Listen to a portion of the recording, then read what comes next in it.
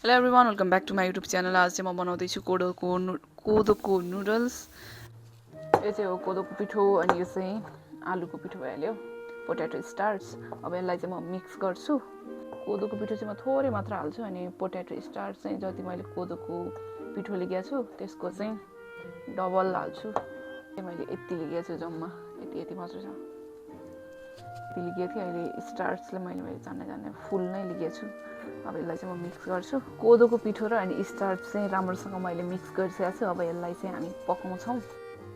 पानी बसाल्छु अनि त्यसपछि हाम्रो अरू अब यो पानीमा चाहिँ म थोरै तेल हाल्छु। यति चाहिँ नुन हाल्दैछु, नुन र अनि त्यसपछि तेल हाल्यो भने चाहिँ पिठोको त्यो डोको बाइन्डिङ चाहिँ राम्रो हुन्छ। त्यही भएर अब यो सबै जुन यो पिठो रेडी गरेको पिठो छ यसलाई राखेर चाहिँ ग्यास चाहिँ म मारिदिन्छु। यो पिठोमा चाहिँ अलि यहाँ गाँठागुठी छ, यसलाई चाहिँ अब राम्रोसँग मुछेर अनि त्यसपछि म डो बनाउँछु। यसमा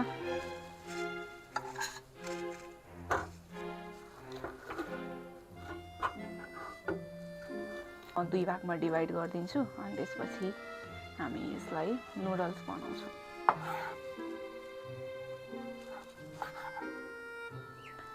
यसलाई चाहिँ म कोदोको पिठोमा हल्का गर्छु अनि त्यसपछि अब यसलाई हामीले बेल्नेछौँ।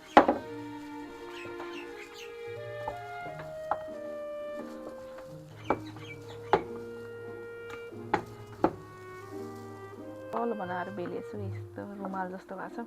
अब यसलाई चाहिँ म कट गर्छु।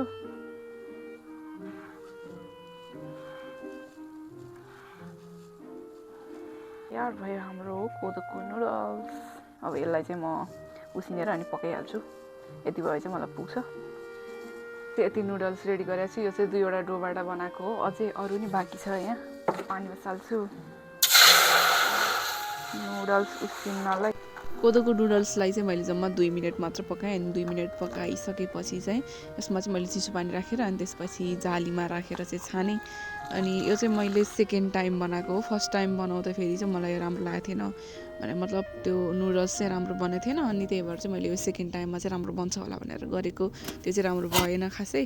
त्यही भएर चाहिँ मैले अलि स्टिम गरेर अनि त्यो स्टार्च चाहिँ थिएन मसँग, अनि मैले चाहिँ गहुँको पिठो मिक्स गरेर अनि त्यसपछि त्यतिकै डो बनाएर अनि बेलेर रोटी जस्तो बनाएर चाहिँ मैले यसलाई स्टिम गरेँ। अनि स्टिम गरिसकेपछि कट गरेँ अनि त्यसपछि यसलाई चाहिँ मैले पकाएँ।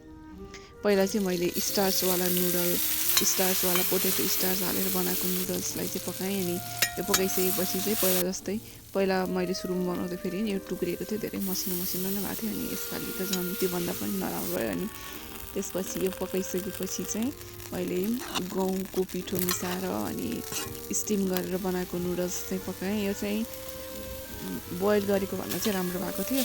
अनि हामीले जुन त्यो स्टार्चवाला नुडल्स थियो त्यसलाई चाहिँ स्टिम गरेर चाहिँ पकायो भने चाहिँ राम्रो होला जस्तो छ।